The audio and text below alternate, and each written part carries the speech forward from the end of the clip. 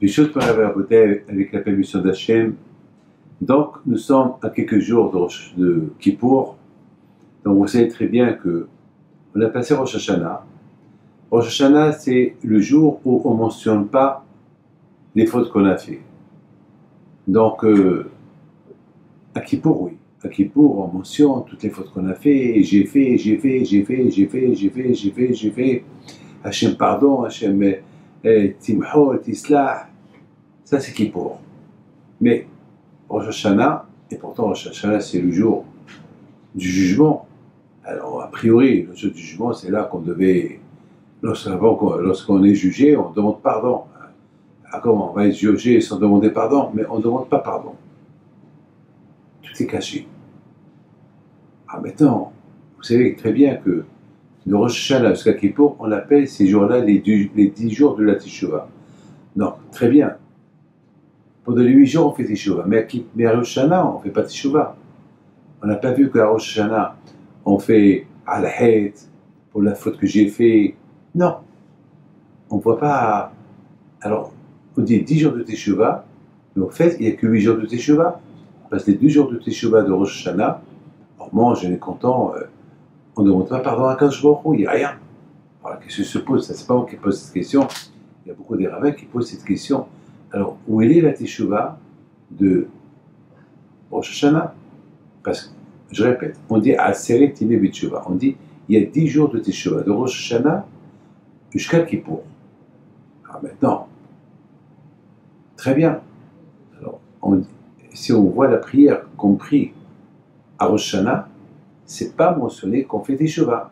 C'est mentionné que la grandeur de Dieu, on couronne Hachem, on glorifie Hachem, c'est tout. Mais on ne mentionne pas la Teshuvah. Ah, mes amis, j'ai pensé à 2 choses. Vous savez que à Kippour,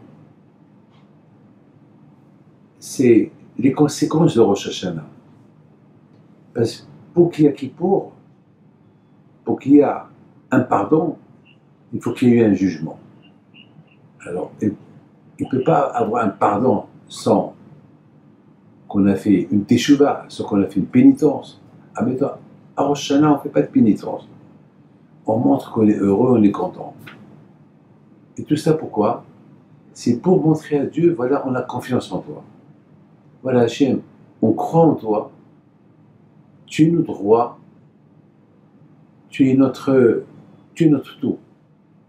On te couronne comme notre roi. Alors quoi? Mais toute l'année, on couronne Dieu comme un roi. Toute l'année.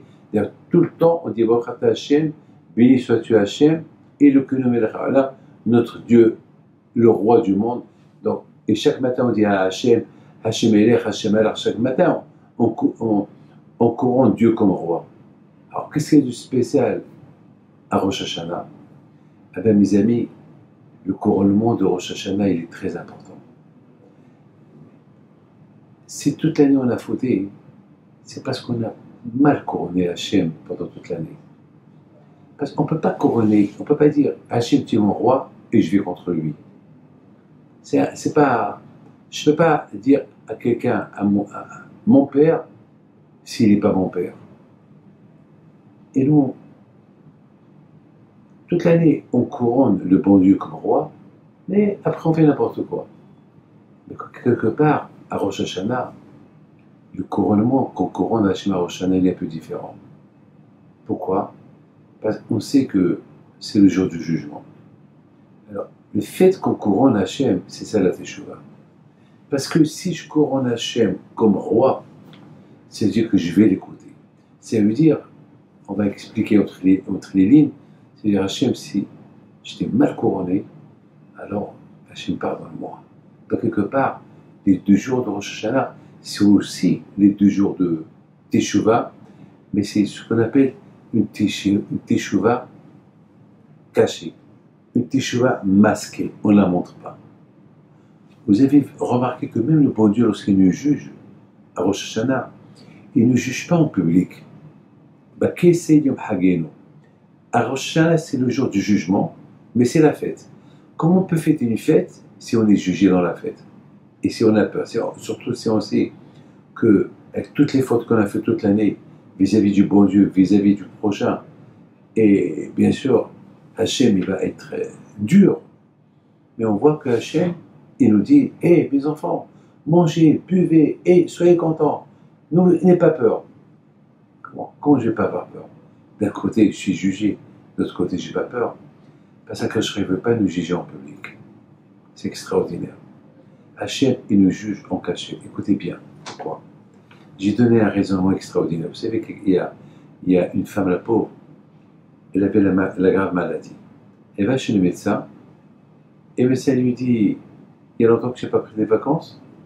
Après 2 semaines d'analyse et tout, il lui pose la question, il y a longtemps que vous n'avez pas pris des vacances? Et la patiente, elle dit, oui, il y a longtemps. Je lui dis, alors, tu sais quoi?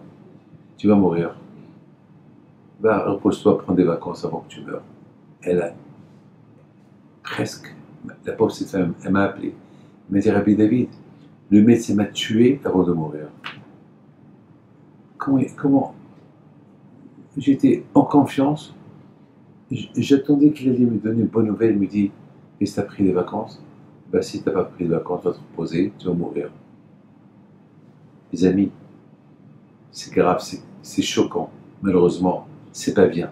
Bien sûr, moi, je suis contre tout ça, mais malheureusement, aujourd'hui, la médecine est devenue un peu, au lieu qu'ils guérissent les gens, ils tuent les gens. Enfin, les médecins, ils sont là pour nous faire guérir, mais pas nous donner des mauvaises nouvelles comme ça, subitement. C'est grave, c'est une horreur. Mes amis, je pense que Hachem, il préfère nous juger en cachette. Pourquoi? Parce que s'il nous juge en public, alors il va nous dire, hé, monsieur, t'as fait ça et ça et ça, tu es condamné à mort. Hé, monsieur, t'as fait ça et ça, tu es condamné à mort. Alors le fait de savoir que je suis condamné à mort, alors ça y est, j'ai pas espoir. Même la teshuva, je ne veux pas la faire. Mais le fait que je sais que le bon Dieu me juge en cachette, même si le jugement n'était pas bon, entre-temps, il y a toujours le doute. Peut-être je suis dans le livre de la vie. Et si jamais je ne suis pas dans le livre de la vie, alors je fais teshuva, le bon Dieu va me pardonner. Donc il y a toujours un espoir. C'est la raison pourquoi quand je vais au Khou, il ne dévoile pas le jour du jugement. C'est pour qu'on a toujours l'espoir pour faire teshuva, que peut-être on va encore passer une bonne année cette année. Mes amis, je vous souhaite à vous tous une bonne année. À Rosh Hashanah, votre teshuva, c'était le couronnement du bon Dieu. Et à Kippour, le bon Dieu va vous pardonner. Bonne fête.